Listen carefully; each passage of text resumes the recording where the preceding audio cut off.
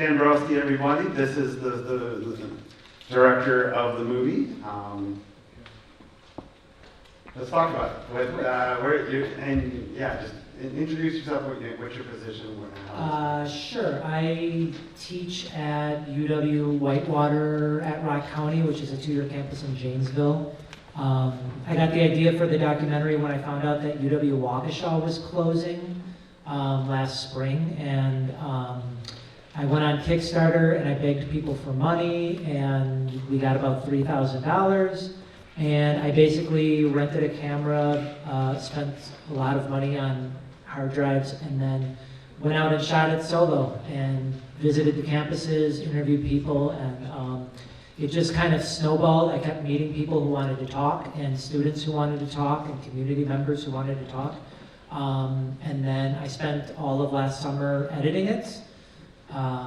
And then I just sort of started sending it out and trying to sort of get some kind of a movement going, basically.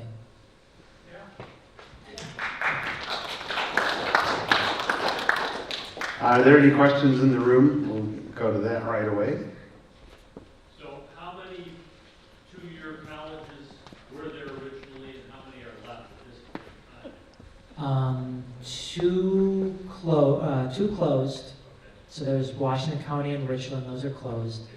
And then this spring is the last semester for UW Fox Valley, which is in Green Bay, and then UW Waukesha. And right now there's no news of any additional closures. I think everybody kind of is just hoping against hope that enrollment stays flat at a lot of places. So hopefully maybe in the spring I'm gonna try to interview some people at the other campuses that are closing. So that's kind of where we are right now, essentially. How many are left? I think out of the original 14, there are 8 or 9 left. There used to be a really robust online campus, but it sort of had to be rebuilt when the restructuring happened because, to make a long story short, people screwed up and they didn't plan ahead well, and so they kind of had to rebuild it from scratch. So there's about, I think, 8 or 9 campuses left.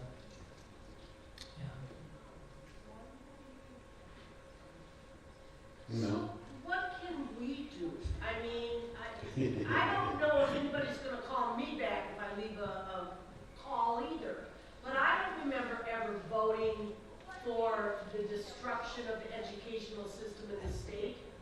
That wasn't on the ballot anywhere. That's a good question, Mom. I would say reach out to your representatives. It's the best you can do. Yeah. And be angry. It's okay to be angry with them. It's fine. If you are, I don't know. It's up to you. Tony, you have a question? Yeah, it's a subjective question. Why is it my perception is that conservative politics likes obedient factory workers and not independent thinkers? I would say that the best answer to that question is probably that free thinkers are sometimes dangerous in a society, because they question things. And I would say that that's actually wrong. I would say that free thinkers are good because they allow us to look at the world in different ways. As a teacher, as a professor, I get the charge that I'm indoctrinating my students a lot, but I can tell you if I was capable of doing that, I would start by indoctrinating them into, proper grammar, which I can't even do. So, but what they did learn last week is they learned how to differentiate good journalism versus bad journalism. It's one of the things I taught them.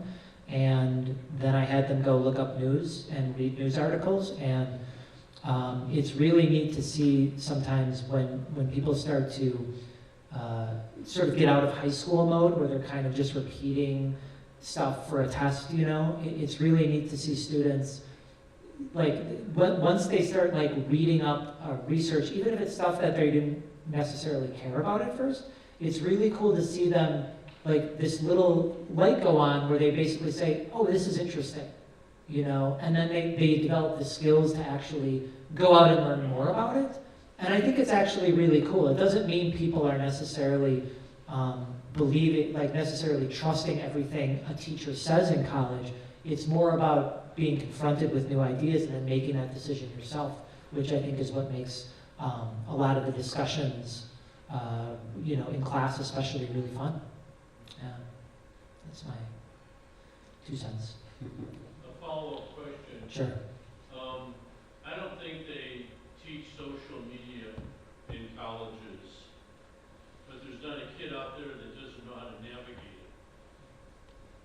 Why is it that the smartphone has, in your opinion, once again subjective, why is it that the smartphone has become the new educator that you can't take it away from a kid, but then the education system, they're not running toward like they are in the smartphone? Okay. Where's the break there? How much do you want me to nerd out? Nerd out, man. Okay, I'm gonna nerd out about it. Okay, so social media is designed to keep people addicted. Does everybody have like Instagram or Twitter or something like that? So the reason you push down on your thumb and it scrolls back up and refreshes is because it's designed to mimic exactly what slot machine developers have learned about how to keep people addicted to slot machines. And so all of social media is designed to rewire people's brains to make them addicted because that's how companies make their money. So Facebook created groups. YouTube, if you ever go on YouTube, on the right-hand side of the screen, it recommends new videos. One of the things Google did a couple of years ago was they learned that they can keep people watching their videos longer if they recommend specific videos. So they hacked our brains. And every single social media company does this. And that's why kids are so addicted right now to social media and to their phones, because they get little dopamine hits every single time they hit refresh, every single time they see something that the company thinks will keep them on that particular site. It makes them feel good or makes them feel bad, so they continually update, they continually refresh. And what we have a real trouble with in education is how do we essentially rewire a kid's brain as early on as we can? And the answer is we probably can't, because companies like Facebook and Google and X and TikTok, they're spending hundreds of millions of dollars learning how to hack our brains, and they're really good at it. That's why we're all addicted to our stuff. And one of the things I tell my students early on, I guess this is too much information, but one of the things I tell them is that I'm addicted too. And so I actually ban phones in my class, even though it's a college class. I just tell them I'm going to mark them absent. But I also tell them if they catch me using my phone, then I'll give them extra credit. And they call me out every time I check my phone when I get because I will automatically pick it up if I hear a ding, because it's programmed into our brains at this point.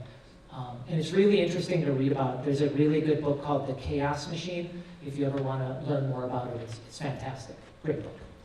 Sorry.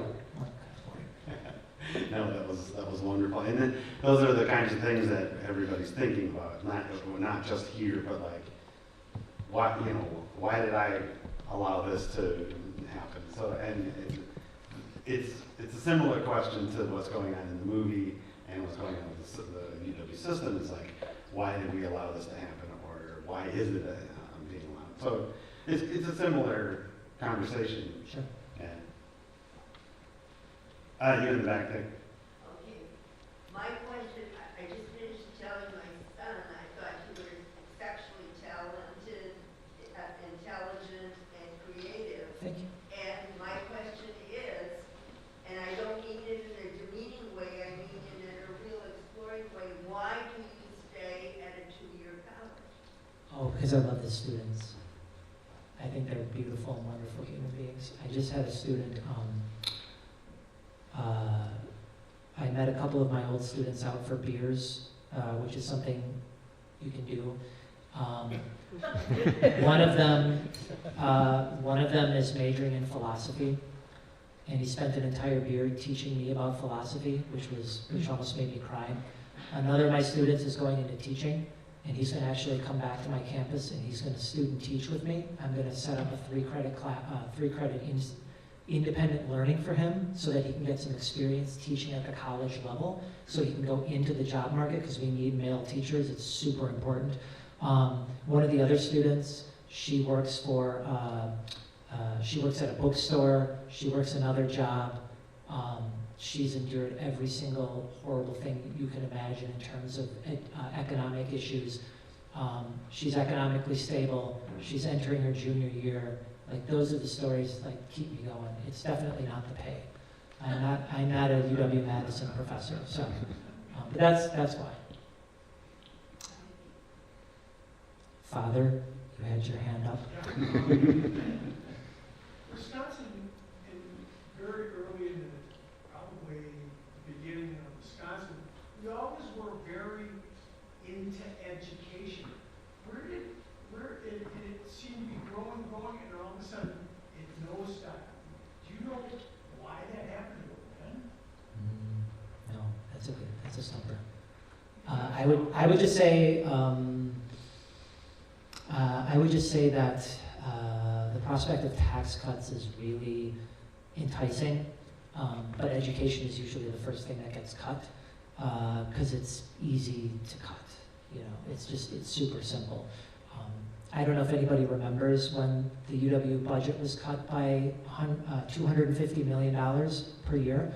But for us, for the 2-year campuses, that was the equivalent of shutting down 3 campuses overnight. Because we don't have wealthy donors, we don't have foundations set up like UW-Madison to absorb that. We have always been half tuition dollars, half state support. So when 20% of our state support disappeared overnight, we essentially had to make incredibly tough choices. I was part of that, and it was really hard. Yeah. But I had to pay for the tax cuts.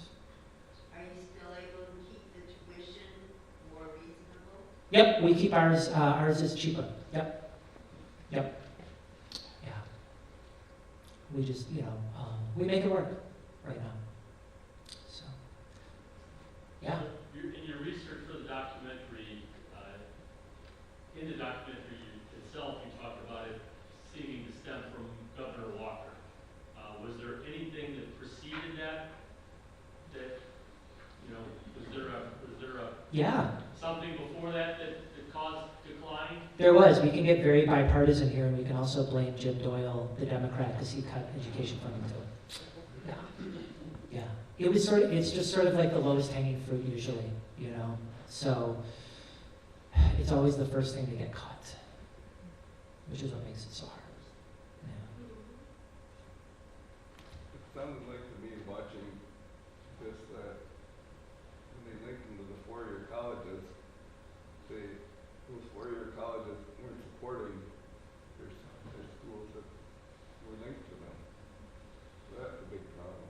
I think I got the sense that it's just like a different, it's just a different culture, We have totally different students. At the 2-year campuses, a lot of our students are students who never even thought about college. They're not students who are like, oh, I'm going to go to UW Green Bay. They're students who are basically getting C's in high school and saying, well, what do I do now? And we go up to them and we say, well, why don't you start your career with us? Take a small class, see if it works.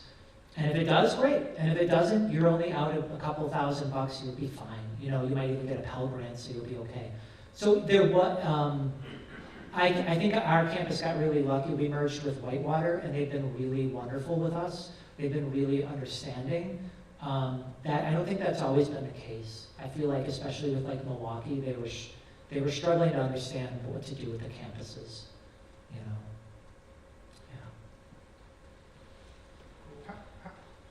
How are the regents selected, and how could the public influence the turnover and new ideology amongst the regents? The regents are appointed by the governor, so all of Walker's appointees are gone. Almost every appointee is from Tony Evers. But you can contact them too.